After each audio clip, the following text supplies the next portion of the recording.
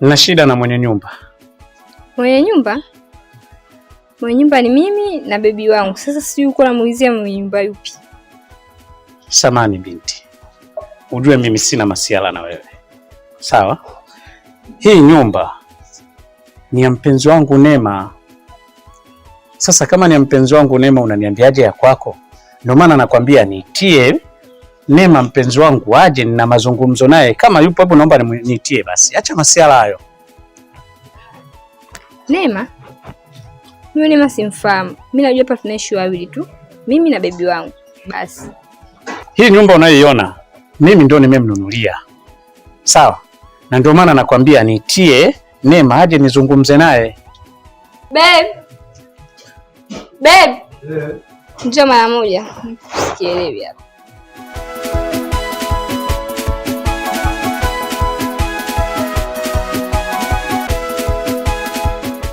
Baba, karibu. Asante.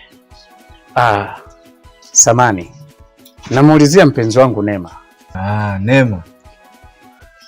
Neema kwa sasa sio mmiliki halali wa hii nyumba.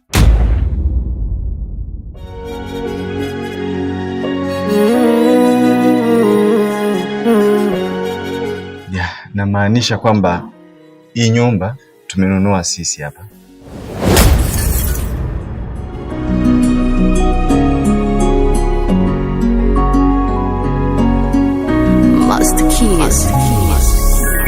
Neema ameuza hii nyumba.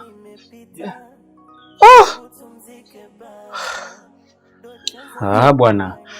Hebu acheni masiala basi. Hebu naombeni mniambie vizuri. Neema hii nyumba ameuza lini? Neema kuna matatizo yalimkuta. Na baada ya hapo ndo akanitafuta, tukaongea vizuri, tukakabidhiana kila kitu. Kwa hiyo kwa sasa mimi ndo mmiliki wa hii nyumba na Neema amesafiri ameenda nje.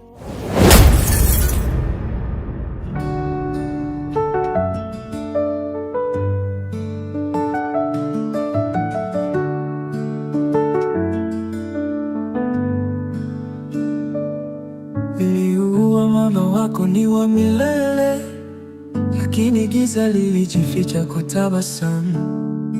Moyo wangu ulivyokupenda kwa hofu na matumaini. Nani alijua upepo ungechukua ndoto? Tayari nimefungwa mimi jamani.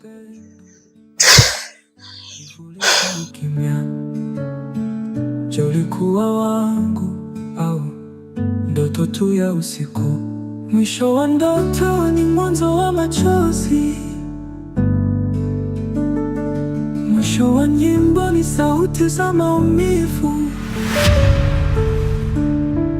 Nilipenda, nilipoteza, nimebaki na ukimya. Mwisho wa ndoto, mwisho wa sisi.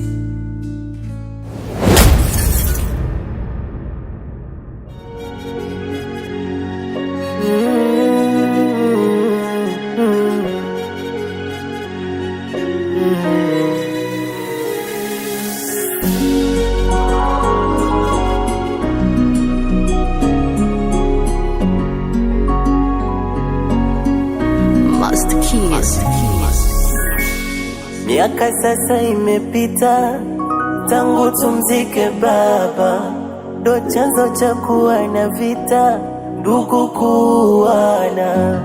Wapo waloshika mapanga, wapo waloenda kwa waganga, nyumbani ndo ikawa vita, ikabidi tuyahame kaya.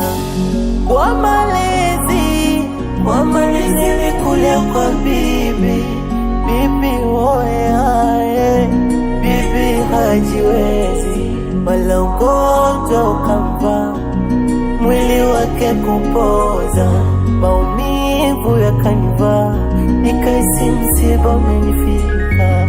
Hata ndugu wa karibu hakutaka kuja kumwona. Ndugu wabaya, ndugu wabaya, ndugu wabaya,